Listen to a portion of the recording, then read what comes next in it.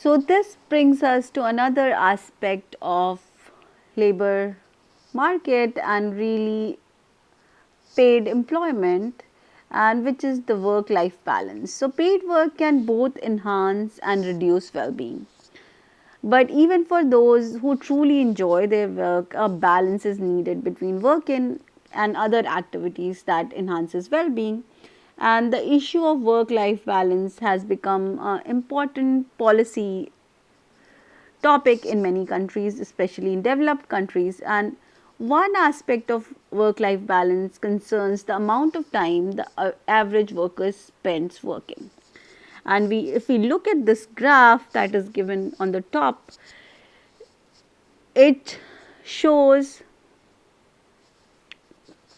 the amount of hours, average annual hours that paid employees spend working in different countries. And in the United States, we find that workers spend an average of around 34 hours per week on the job. And while on the low and middle income countries tend to work the most hours per year, American works more hours per year on average than most other industrialized countries.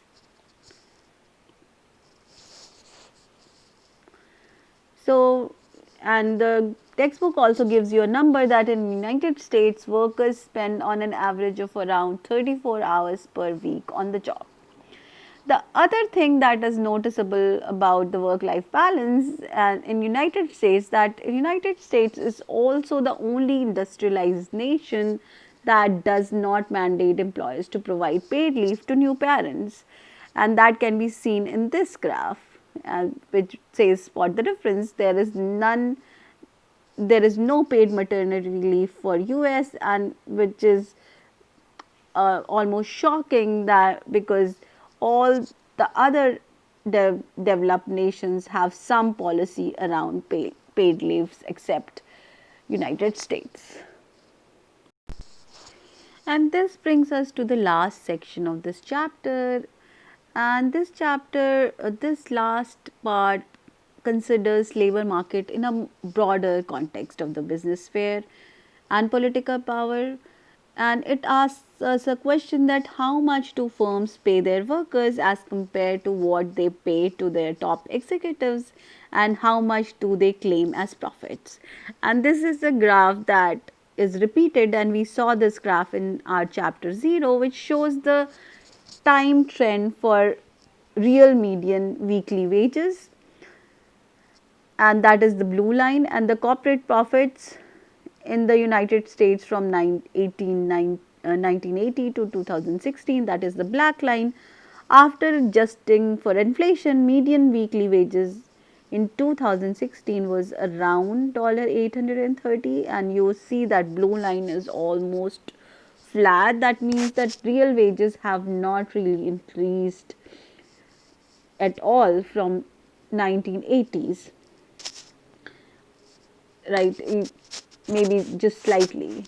However, meanwhile, in the corporate profit, it has nearly tripled, reaching more than $2 trillion. And that kind of says, gives you a story or a picture of how the labor markets and inequality is increasing with time. And this reflects that the economic gains in the business spheres over the last several decades were almost entirely taken up as profits by the corporation rather than being distributed as wages to the workers. So rather than increasing the wages of the workers, they have captured anything that has raised the productivity of business, really. And what this trend really suggests, that there is a shift in economic power away from workers and towards corporate profit and executive compensation. In a sense, American workers have lost economic power and that can be, a result of various factors including globalization and technological change, which benefits businesses more than the workers.